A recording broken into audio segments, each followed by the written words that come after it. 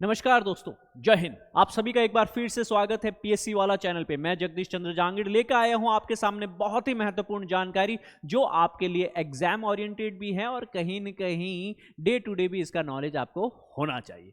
हम बात कर रहे हैं दोस्तों टाटा और सिंगापुर एयरलाइंस का, एक विस्तारा एयरलाइंस है, इन दोनों के बीच में अभी एक मर्जर हुआ है। इसके बारे में जानकारी लेंगे और इसी के साथ में जानने की कोशिश करेंगे कि क्या इंडिया एक डोमिनेंट प्लेयर बनने वाला है फॉर अपकमिंग फ्यूचर।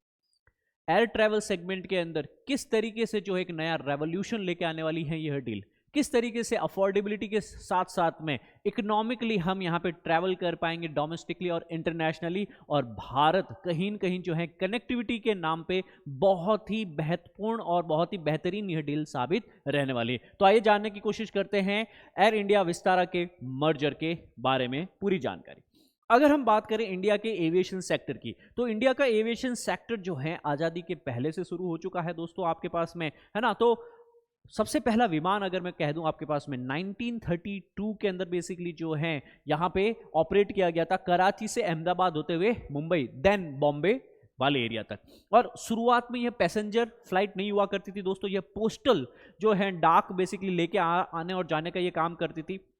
इसको बेसिकली फ्लाई किया गया था जेआरडी टाटा के द्वारा, और इन्हीं को बेसिकली जो है इंडियन एविएशन का, इंडियन सिविल एविएशन का फादर भी कहा जाता है। भारतीय सिविल एविएशन का जनक किसको कहा जाता है? जेआरडी टाटा को। तो आपको यह बेसिक सी चीजें ये पता होना चाहिए। और हम बेसिकली ये जानने की कोशिश कर रहे हैं यहाँ पे कि जो टाटा एयरलाइंस है वो दुनिया की धीरे धीरे जो है बेस्ट एयरलाइन बन जाती है, क्योंकि यहाँ पे जो ओनर थे वह पायलट भी थे और वह ट्रैवल भी करते थे। इनको जो भी इसके अंदर लूप होल्स समझ में आते थे वो उन लूप होल्स को एज अ कंज्यूमर क्या उसका सॉल्यूशन हो सकता है, एज अ सर्विस प्रोवाइडर उसका क्या सॉल्यूशन हो सकता है, दोनों एंगल से सोच करके देते थे। और स्ने धीरे धीरे यही आपके पास में वर्ल्ड का बेस्ट एयरलाइन भी बनता है दोस्तों। अगर इसकी एक ब्रीफ हिस्ट्री जाने, जैसा अभी हमने जाना कि 1932 से जेआरडी टाटा पायलट्स और पर्समॉथ एयरक्राफ्ट जो है बेसिकली कराची से मुंबई की तरफ चलता है। इंडिया की पहली कंपनी जो है वो पोस्टल मेल सर्विस के लिए शुरुआत होती है, तो 1932 से शुरू हो चुका है। अब शुरुआत में यह खाली डाक लाने ले जाने का काम क्या करते थे, ना कि पैसेंजर्स कब से शुरू करते हैं ये लोग? 1937 से बेसिकली जो है यात्रियों का आवागमन बेसिकली यहाँ पे शुरू कर दिया जाता है। और 1946 के अंदर अगर हम देखें तो यही जो आपके पास में जेआरडी टाटा के द्वारा स्टैब्लिश किया गया ये एयरलाइन जो था, इसको एक पब्लिक कंपनी की तरह जो है बेसिकली स्टैब्लिश किया जाता है। इसका नाम 1946 के अंदर नामकरण किया जाता है एयर इंडिया के नाम से। 1948 मतलब अब आजादी के एक वर्ष की बात का समय है, और अब यहाँ पे जो है डोमेस्टिक ही नहीं इंटरनेशनल अंतरराष्ट्रीय फ्लाइट्स जो है वह भी शुरू की जा चुकी है यहाँ पे। तो यहाँ पे पहली अंतरराष्ट्रीय सर्विस जो है यहाँ पे इंडिया के अंदर मुंबई से लंदन के बीच की फ्लाइट जो है कनेक्टिविटी शुरू होती है, और वह भी करने वाला हमारा डोमेस्टिक एयरलाइनर एयर इंडिया ही था दोस्तों। 1953 में अगर हम देखें तो भारत सरकार, जैसे अगर स्पेसिफिकली मैं बात करूं नेहरू जी के जो है टाइम पीरियड के अंदर, तो वो ये चीज सोचते थे कि सर जैसे कि ईस्ट इंडिया कंपनी एक प्राइवेट कंपनी थी, कि सर एक प्राइवेट कंपनी को कहीं जरूरत से ज़्यादा जो है संसाधन या उसके ऊपर निर्भरता नहीं रहनी चाहिए। तो यह इस पक्ष में थे कि सर ज़्यादा से ज़्यादा जो क्रिटिकल सेक्टर्स हैं वो क्रिटिकल सेक्टर्स जो है हमें सरकार के कंट्रोल में रखने चाहिए। और इसी जो है ध्यातव्य या फिर इसी बोध से उन्होंने बेसिकली क्या किया कि जो कई सारे बैंक्स का है, कई सारे जो इंपॉर्टेंट सर्विस प्रोवाइडर्स है आपके पास में, उनका राष्ट्रीयकरण किया गया। एयरलाइंस का भी राष्ट्रीयकरण किया गया। जो उस वक्त की सबसे टॉप एयरलाइन जो थी आपके पास में एयर इंडिया, उसका भी राष्ट्रीयकरण किया जाता है 1953 के अंदर। पर याद रहे यहां पे उसका राष्ट्रीयकरण, नेशनलाइजेशन तो हुआ, पर जेआरडी टाटा अभी भी चेयरमैन थे। कुछ दशक बीतते हैं और आती है आपके पास में मोरारजी देसाई की सरकार 1978 के अंदर। मोरारजी देसाई की सरकार के समय जेआरडी टाटा को रिमूव कर दिया जाता है प्राइम मिनिस्टर के द्वारा कि भैया अब आप जो है आपके पास में इस चेयरमैनशिप की पोस्ट पे नहीं रहेंगे। 1986 और 89 के आसपास में वापस रतन टाटा जो है उनको चेयरमैनशिप दी जाती है एयर इंडिया की। अब आपको यह पता होना चाहिए कि वर्ष 2001 के आसपास में टाटा उस वक्त जो है थोड़ा सा लड़खड़ाने सा लग गया था। तो वह बेसिकली जो है सिंगापुर की एयरलाइंस के साथ में मिल करके कोशिश कर रहा था कि हम वापस एयर इंडिया को, जो नेशनलाइज हो चुकी हैं, जो राष्ट्रीयकृत हो चुकी हैं, उसके स्टेक्स को खरीद के वापस उसको अपनी जो है अधीनता में लेकर आए। परंतु उस वक्त जो सिंगापुर एयरलाइंस के खिलाफ या इंडिया में प्रोटेस्ट होने लग जाता है, क्योंकि राष्ट्रीयकरण, रिजर्वेशन, ये काफी सेंसिटिव मुद्दे हैं भारत के अंतर्गत, है ना, और उन मुद्दों को बेसिकली यहाँ पे काफी संवेदनशीलता से डील करने की आवश्यकता थी। तो सिंगापुर एयरलाइंस जो है वो बेसिकली बैकफुट पे आ जाती है और 2001 की यह जो डील होने वाली थी वह रुक गई। और अब वही डील जो है कहीं ना कहीं आप देखेंगे कि अब 2 दशक के बाद में कहीं ना कहीं रंग ला रही है दोस्तों। तो इंडिपेंडेंस के बाद में बेसिकली सरकार जो है कहीं ना कहीं प्राइवेट सेक्टर्स को गवर्नमेंट सेक्टर में कन्वर्ट करने की कोशिश कर रही थी, मतलब उसका राष्ट्रीयकरण कर रही थी। भारत सरकार ने एयर इंडिया को अक्वायर किया। वर्ष पूछा जा सकता है 1953 इसका आंसर होने वाला है।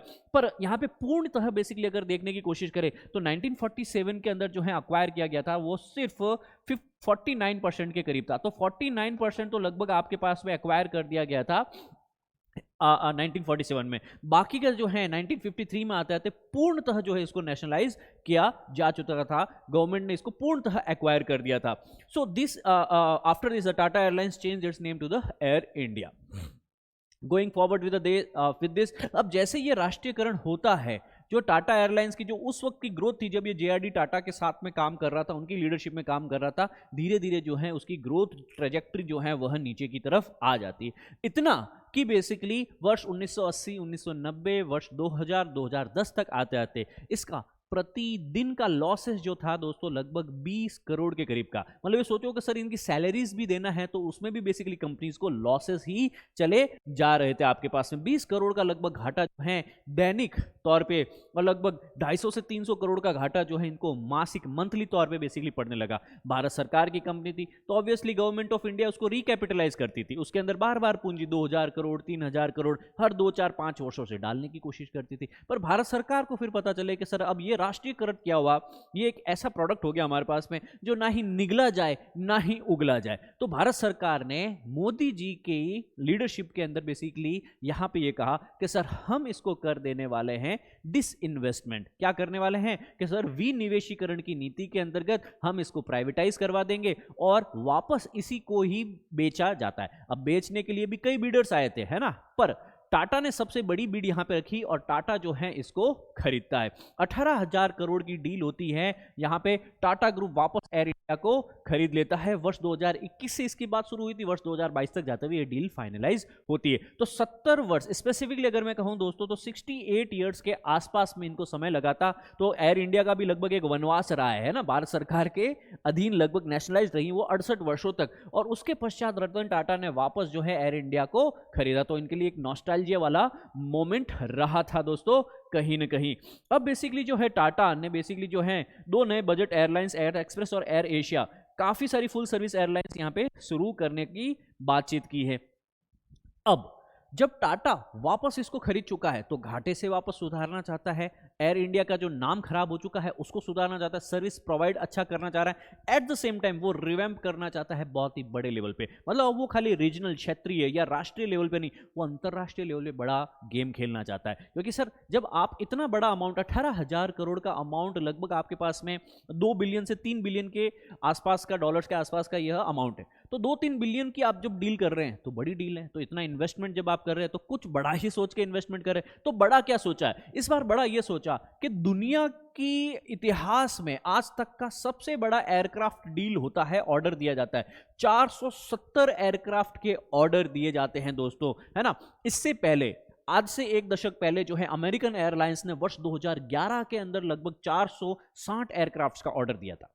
ठीक है, तो आप यह चीज देख पाएंगे यहां पे कि सर 460 एयरक्राफ्ट का ऑर्डर 2011 में दिया गया था। अब 2023 में 470 एयरक्राफ्ट का ऑर्डर दिया गया। देखो अमेरिकन एयरलाइन पूरे इंटरनेशनल लेवल पे बहुत ही डोमिनेंट एयरलाइन है, अब वो ऐसे बड़े काम कर रही चल रहा है। पर अब हमारा एयर इंडिया जो भारत के अंदर ही घाटे में चल रहा है, अब सोचो वह ऐसे बड़े करतब कर रहा है, क्या ये वापस कहते हैं? ऐसा तो नहीं कहीं कहीं आकाश से गिरा और खजूर में अटका, ऐसी तो कोई बात नहीं होने वाली है। तो इसी चीज से बचने के लिए उन्होंने एक और तरकीब सोची। अब यहां पे क्या तरकीब सोची उन्होंने कि सर हम यहां पे जैसे सबसे पहले तो ये जो है 470 के करीब जो है उसमें से 250 एयरबस के प्लेन से और 220 जो है आपके पास में बोइंग के प्लेन से। अब इनकी जो विस्तृत जानकारी से आपको कोई परीक्षा के अंदर खास लेना देना नहीं है कि इनकी एरोडायनेमिक्स क्या है, कौन सा बड़ा कौन सा छोटा, किसका इंजन जमीन से कितना ऊंचा, वह सारी की सारी जानकारी इंजीनियरिंग दृष्टिकोण से कहीं कहीं महत्वपूर्ण हो सकती है, परंतु आपके अध्यापन और अध्ययन दृष्टिकोण से प्रतियोगी परीक्षा के दृष्टिकोण से थोड़ा सा कम महत्वपूर्ण, जितनी महत्वपूर्ण है वो है इसका अंक 470,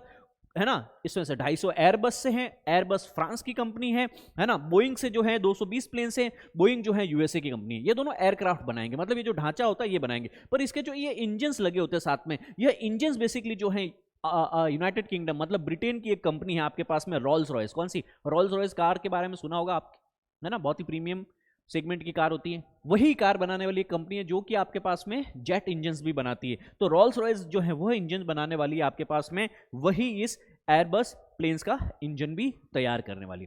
I hope that clear the air on this.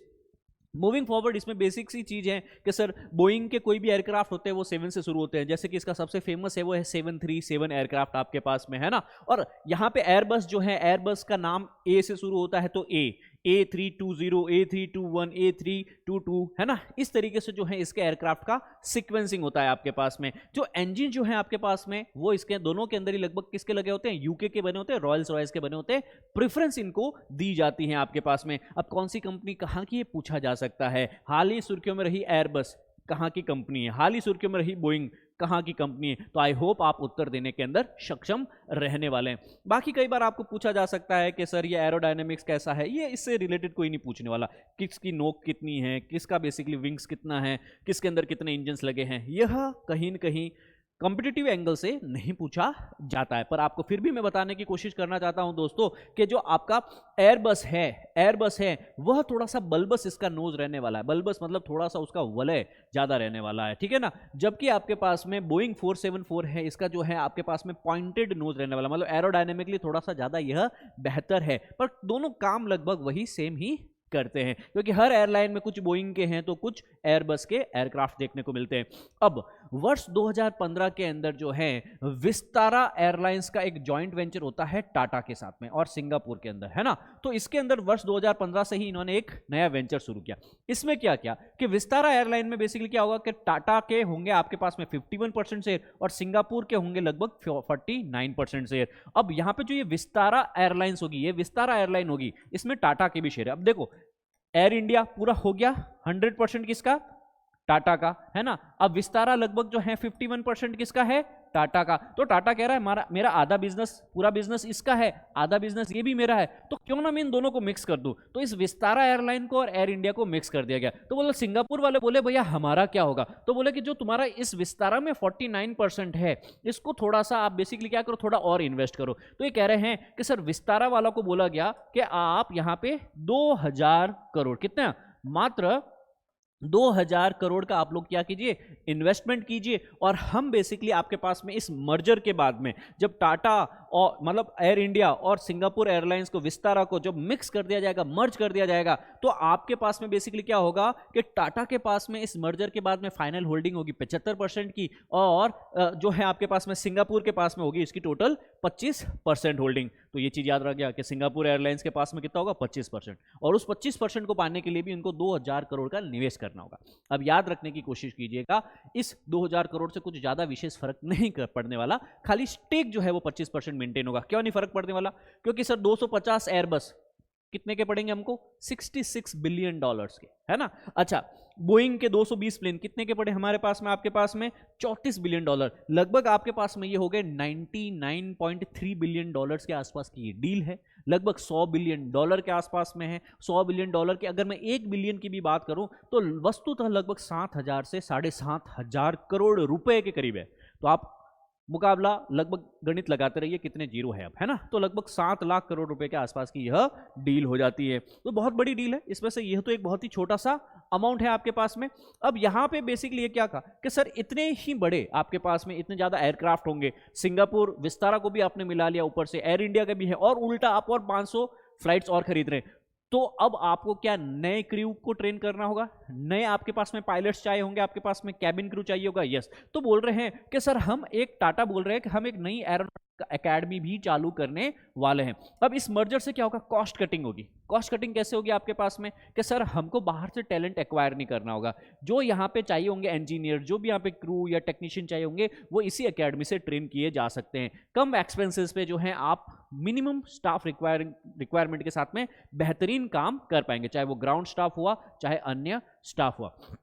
At the same time आपको मैं बताना चाहूंगा स्टार अलायंस के बारे में। देखिए, जब भी आपने टाटा के किसी एयर इंडिया के किसी भी एयरक्राफ्ट में आप बेसिकली बोर्ड करते हैं तो आपने बेसिकली इस तरह का एक सिंबल जरूर देखा होगा। ये सिंबल क्या बताता है? ये सिंबल बेसिकली बताता है स्टार अलायंस के बारे में। देखो, स्टार एयरलाइन डिफरेंट है और यहाँ पे स्टार अलायंस के बारे में बात कीजिए। अलायंस मतलब काफी जो डिफरेंट ग्रुप्स, एंटिटीज और एयरलाइंस होती हैं, इन सबका एक जो है ग्रुप है, उसको कहा जाता है। तो स्टार अलायंस क्या है? दुनिया का लार्जेस्ट ग्लोबल एयर अलायंस है आपके पास में। 1997 में जो है इसकी फाउंडेशन की गई थी। हेडक्वार्टर कहाँ है? जर्मनी के फ्रैंकफर्ट में। कहाँ है?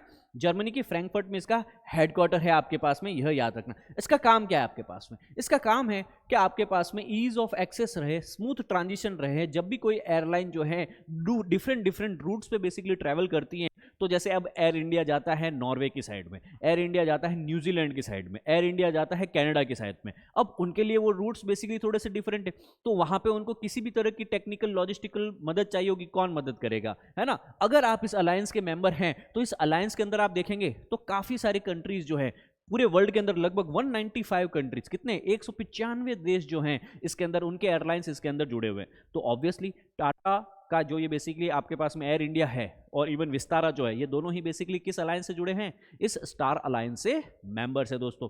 तो अब आपके पास में विस्तारा डील से होगा क्या?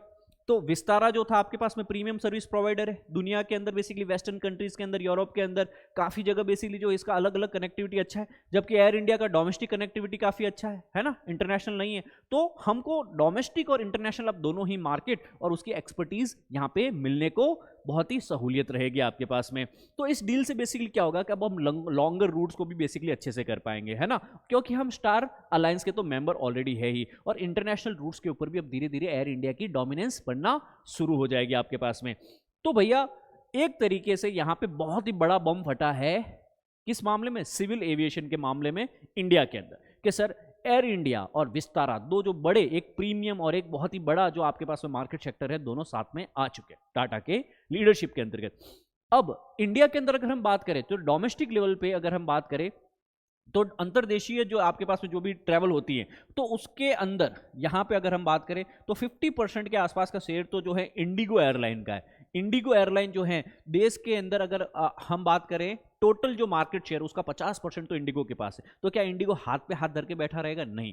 इंडिगो ने भी बेसिकली काफी सारे नए ऑर्डर्स यहाँ पे देने की कोशिश की है, पर जो इंडिगो ने ऑर्डर्स दिए हैं वर्ष 2019 और 20 के अंतर्गत, वह ऑर्डर्स डिलीवर होना शुरू होंगे फ्लाइट्स के लगभग आपके पास में 2025-2026 तक, है ना। अभी हमने जो ऑर्डर दिए हैं टाटा ने, है ना, बोइंग के और एयरबस के, यह आपके पास में डिलीवरी शुरू होगी वर्ष 2030 के आसपास में। मतलब अभी भी 5-6-7 साल का टाइम लगेगा। तो ऑब्वियसली जब यहाँ पे ज़्यादा से ज़्यादा नंबर ऑफ द एयरलाइंस होंगे, ज़्यादा से ज़्यादा यहाँ पे जो है एयरक्राफ्ट होंगे, ज़्यादा से ज़्यादा आपके पास में कंपनीज काम करेगी, कंपटीशन होगा। और जब कंपटीशन होगा तो कहीं न कहीं फायदा किसको मिलेगा? कंज्यूमर को मिलेगा, कॉस्ट कटिंग होगी। अच्छा, ये सारी चीज़ें हम कर क्यों रहे? अगर आपको पता होना चाहिए कि राष्ट्रीय नीतियों के अनुकरण किया जाता है हमेशा कॉर्पोरेट वर्ल्ड के द्वारा। जैसे भी गवर्नमेंट की नीति होती है, मार्केट उसी के अनुसार चलता है, क्योंकि उनको पता है कि गवर्नमेंट किस चीज़ को पुश कर रही है, उस तरफ अगर आप चल गए तो कहते हैं ना क्या, एक बेसिकली जो है बहाव के अंदर, है ना, इनकी तो वैसे ही बेसिकली जो है बहुत ही हवा चलती, कहता है कैसे मोदी वेव वैसे अब ये कुछ भी करते हैं उसी के पीछे बेसिकली दुनिया ही चलने लग जाती है। तो हमारे प्राइम मिनिस्टर जी ने बेसिकली क्या लॉन्च किया था आपके पास में? उड़ान स्कीम। उड़ान स्कीम का मकसद क्या था? उड़े देश का आम नागरिक, उड़ान स्कीम। अब इसमें बेसिकली हम क्या करना चाह रहे हैं? इसमें बेसिकली दोस्तों हम लोग कई नए एयरपोर्ट बनाएंगे, कई नए एयर रूट्स बनाएंगे। हम ये चाहते हैं कि लाखों करोड़ों लोग जो बेसिकली बसेस से, जो बेसिकली सड़क मार्ग से, जो बेसिकली यहाँ पे जो है रेल मार्ग से यात्रा करते हैं, वह धीरे धीरे सुगमता इतनी अच्छी हो जाए, कॉस्ट कटिंग इतनी अच्छी हो जाए कि सर वह लोग एयर ट्रैवल भी बेसिकली अच्छे तरीके से करें। तो एयर ट्रैवल ज़्यादा से ज़्यादा एरिया में हो सके, इसलिए एयरपोर्ट बनाओ, वहाँ पे टर्मिनल्स बनाओ, वहाँ पे एयरपोर्ट को डेवलप करो, वहाँ पे इन्वेस्ट करो, पहली बात तो। दूसरा, एयरलाइंस में भी कंपटीशन होना चाहिए, तभी कॉस्ट कटिंग होगी। एक टिकट 10,000 की है, जबकि आपको रेल में टिकट मिल रही है 2,000 की, तो तुम 10,000 की फ्लाइट में नहीं जाओगे। पर वही अगर आपको जो है 2,000 की जगह 3,000 में भी, अगर 4,000 में भी अगर आपको जो टिकट मिल जाती है एयरलाइंस की, तो ऑब्वियसली आप अपना समय बचाने के लिए, अपनी एनर्जी बचाने के लिए एयरलाइन में ट्रेवल करेंगे, ना कि ट्रेन में ओवरनाइट जर्नी, है ना। तो डेफिनेटली यह इस दृष्टिकोण से किया गया था। फ्लैगशिप है आपके पास में नागरिक उड्डयन मंत्रालय के द्वारा वर्ष 2017 से शुरू की गई ये स्कीम थी दोस्तों। With this Bing said, that's it for today. और यह वीडियो कैसा लगा आप कमेंट करके जरूर बताएं। आपको कोई भी टाइप की एकेडमिक क्वेरी है, you can reach us out in the comment section. और कोई वीडियो आप चाहते हैं किसी विषय पे बनाया जाए तो कमेंट सेक्शन में जरूर बताएं। थैंक यू क्लास, जय हिंद।